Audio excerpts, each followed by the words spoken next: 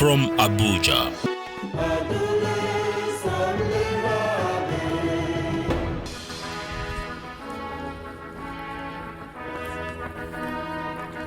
Hello, thank you for being a part of our show. We appreciate you. I'm Magnus Paco, and this is Magnus Paco GVA, Global Views Africa. As you know, it's all about how we can raise the level of living. That's what it's all about.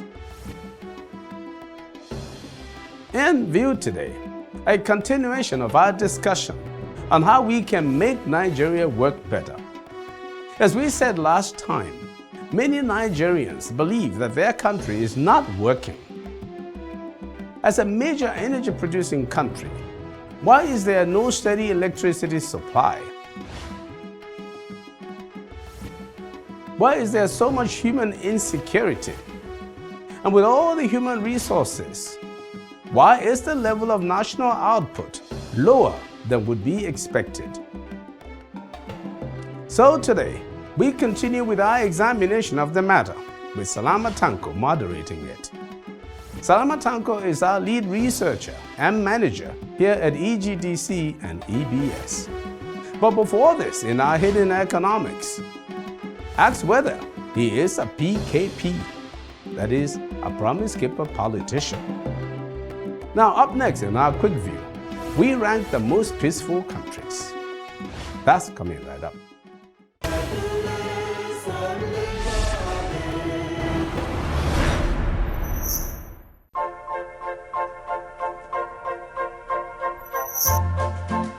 Peace, according to the Merriam-Webster Dictionary, is a state of tranquility or quiet, a state of security or order within a community provided for by law or custom. Peace is much more than the absence of violence. It connotes freedom from disquieting situations.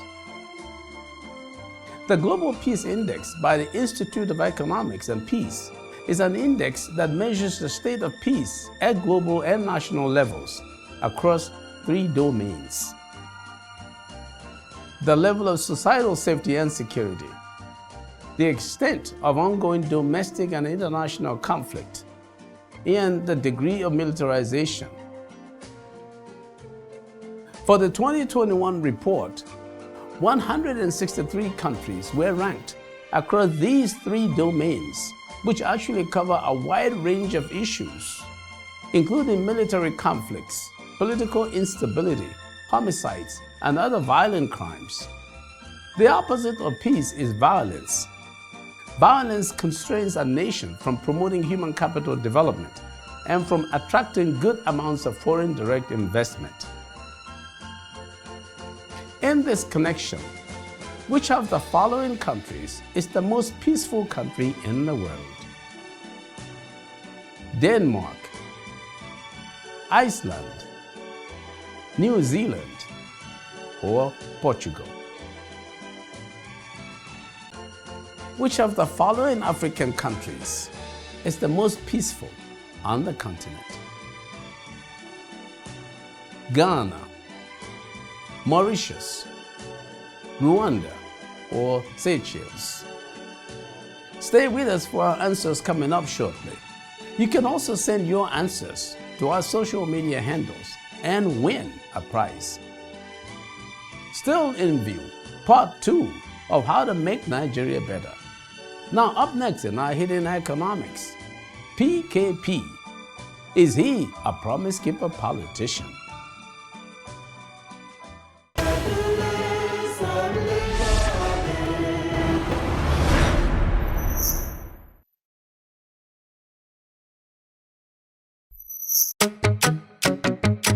Baki ba sai rijiya, yarinya da bin zuciya. Ga Aliyu ta yake magana. Anada. Masoyiya ta Indo, Indo, Indo. Masoyiya ta Indo, taka rawar ki ta Indosa. Wadiyar Hausawa, ba ni tuwo ko masa. Indo, Indo, Indo, Indo. That song, Indo, by Ali Jita. Ali Jita, whose real name is Ali Issa Jibril, is a Nigerian musician, songwriter, and singer who also studied computer science and public administration. He was born in Kano and later moved with his parents to Lagos and then to Abuja. In his Ingausa style of singing, combining English and Hausa, he tells a story here of a man promising all sorts of things to his lover, Indo. In the story, the artist is telling his lover, "I go take you to London. Make I buy you a mansion. In fact, I don't mind make I buy you a motor." Ladies, all these promises, I hope they are always fulfilled. You've got to watch out, ladies. But don't worry, you are not alone. It happens all the time with voters. For you, they call me Olodo. Baby, you my Furada, no. I know my make I buy you motor. My soyata Indo. My soyata Indo. Atakara kita Indo sa. Remember President Donald Trump? Recently, he touted his fulfilled promises during a Pennsylvania rally, and the media quickly responded by pointing out his still unkept promises, such as repealing Obamacare, renegotiating NAFTA, and building an immigration wall, among others. Now, Woodrow Wilson won re-election in 1916 with the slogan, "He kept us out of war," only to enter World War I a year later. And then remember this one. George H.W. Bush famously promised in 1988, "Read my lips, no new taxes," only to sign a bill raising taxes during his first and only term. Okay, don't let me get started with Nigerian politicians.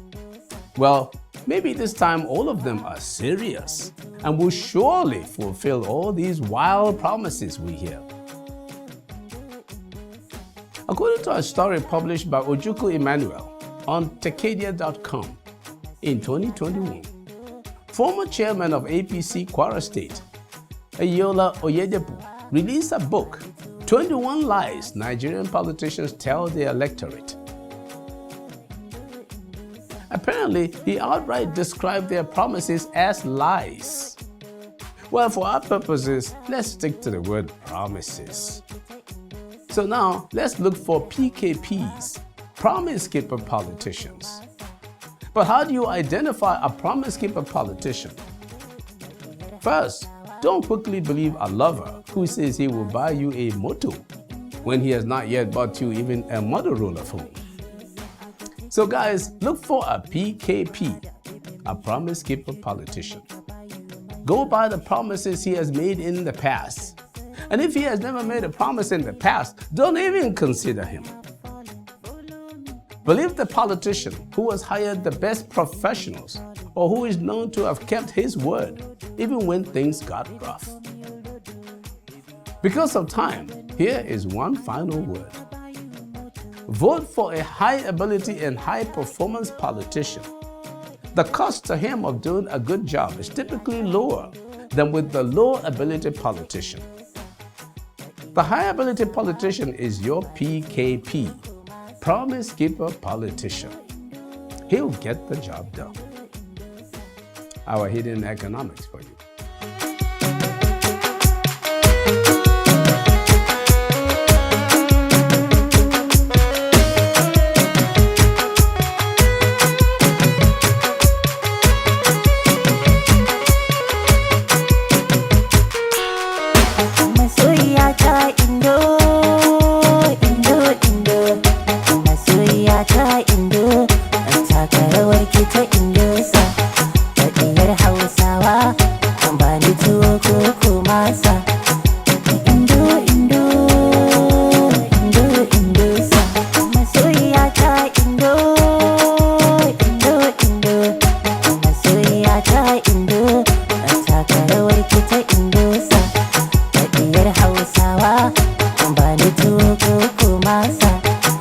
Indo, Indo, Indo, Indo,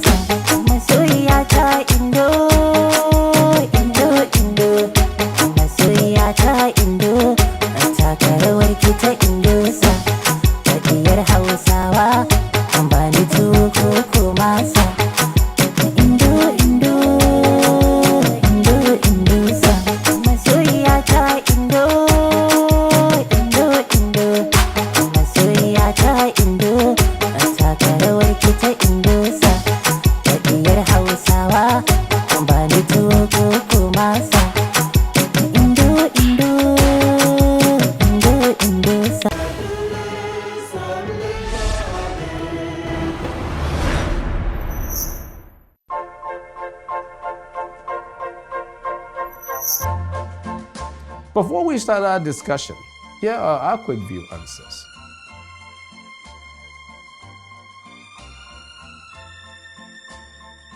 Iceland is the most peaceful country in the world.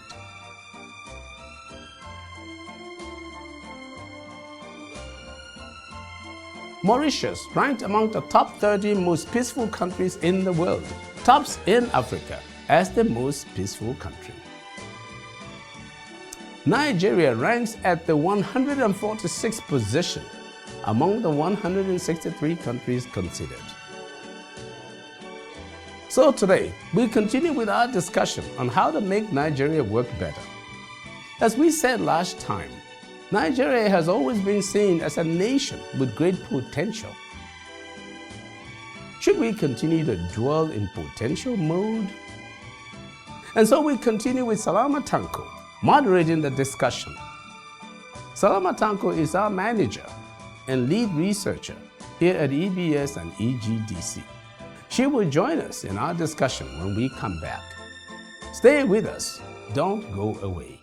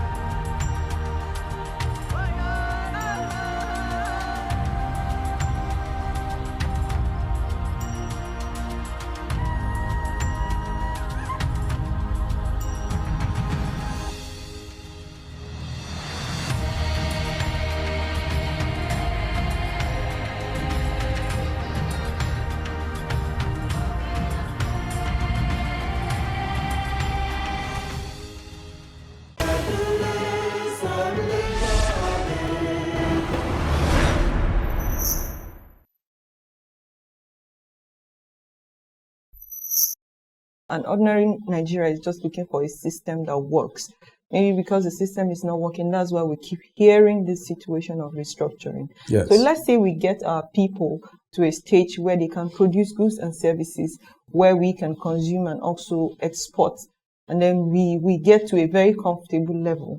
Do you think people will have the right leadership, things are working? Do you see people will still be asking for this restructuring that we're hearing at this moment?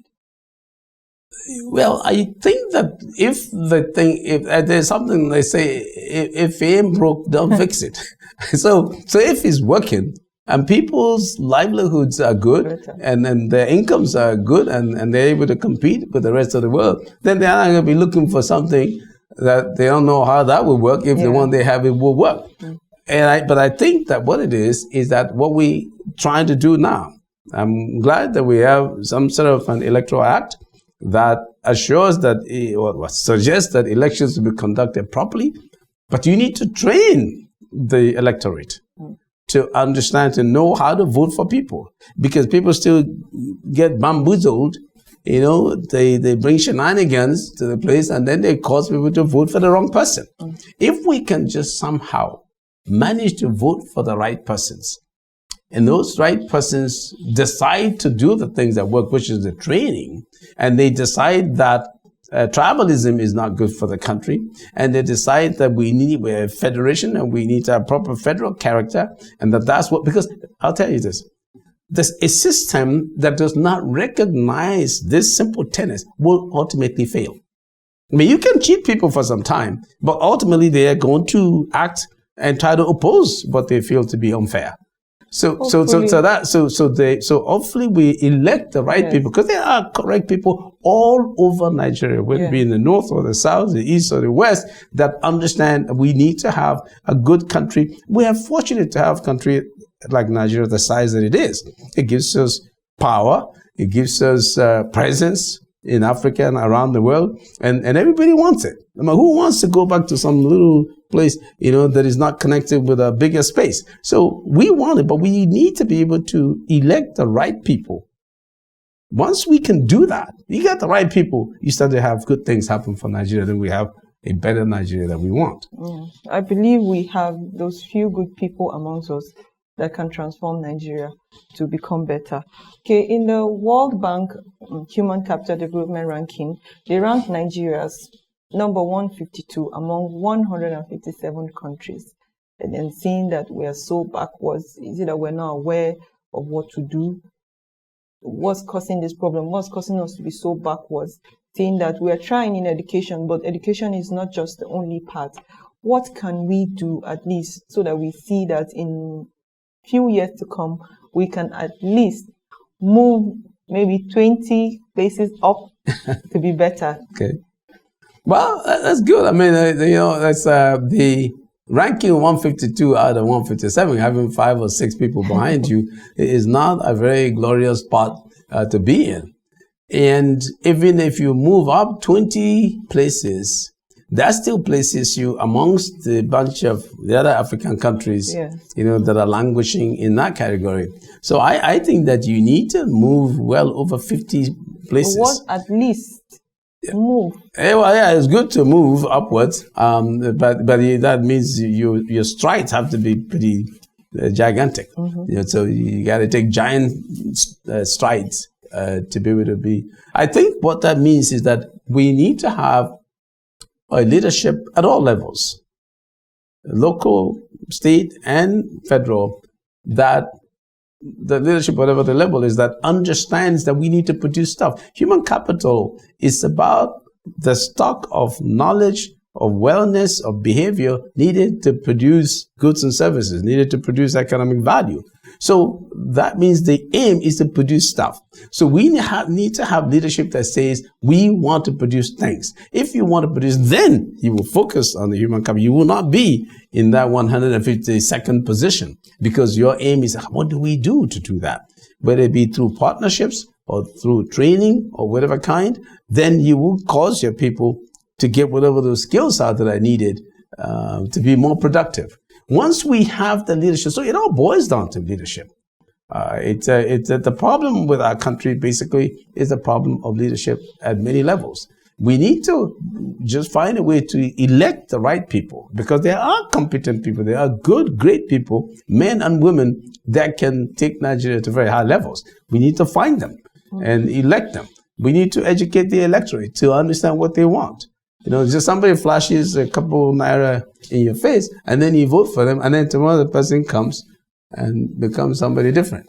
Yes, and I'm very hopeful too that with this next election that we will be able to elect the right leaders, those few good men who will bring the change. And women. Who will bring, not, let me not say the change, who will bring what we need and then make Nigeria better. Thank you so much, sir, for joining me on this segment. Thank you for joining us on this segment. Hope to see you here next time. Bye. I'm Professor Magnus Paco, and I'm inviting you to join me in our meeting annual global conference of the Africa Forum at the University of Texas at Dallas, AFUTD. It is an arena to share ideas and practical solutions to the huge human capital deficiency problem in Africa. Using study tours, product expos, lectures, seminars, workshops, debates, culture, and fun to promote global business partnerships and other productive relationships with Africa.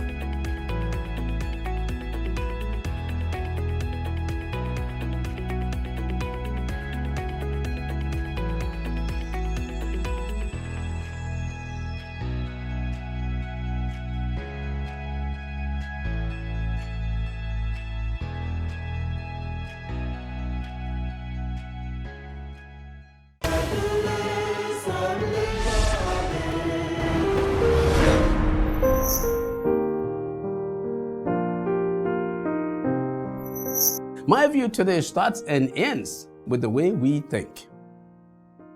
Let me cut to the chase. Everyone, every community should begin by thinking of what they can produce. Every tier of government should think of what its people should produce. And I mean what goods and services we should produce for the world to buy, and not just for our people. Notice how countries around the world are known by the products they sell to the world. If I mention familiar items or organizations like Mercedes, Toyota, LG, Samsung, Hisense, Pfizer, NASA, Land Rover, you will immediately know what country makes each one. So, what product are you known for? In the United States, various cities or metropolitan areas are known by the products they put out. So what is your community known for? What are you yourself known for? This is today the problem with Nigeria. But I thought Nigerians are known for their ingenuity. So where is the ingenuity? You know where it is? It is in prison. It has been handcuffed by political leaders who have virtually occupied all economic space. The government in Nigeria has gotten so fat, it is breaking everything it sits on. When will it lose weight? It will lose weight and become more nimble and competitive when the people vote in the right leaders. So here is the thing. There are very good potential leaders, but the political system keeps them in potential mode. That's why Nigeria has always had potential. That's why we are unable, until today, to solve the problems of tribalism, lack of patriotism, social injustice, and the cult of mediocrity, indiscipline, and corruption, as identified by the late Chinua Achebe in his book, The Trouble with Nigeria. If we want to make Nigeria better, the political parties must stand up. So far, it appears as though our clandestine regional organizations are more powerful than the political parties in determining what happens in the parties. It often appears as though the political parties have no rules or direction. Can anyone tell me for sure if the two major political parties, APC and PDP, are zoning their presidential nominations? But they zone the chairmanships. Why can't they make a call one way or the other? They don't have gumption, no gravitas. To make Nigeria better, we better start with thinking, and that is thinking about how to make Nigeria better. And that's how to keep it peaceful and harmonious, to promote human capital development for the production of the goods and services the people of the world want. I'm Magnus Paco, and that's my view.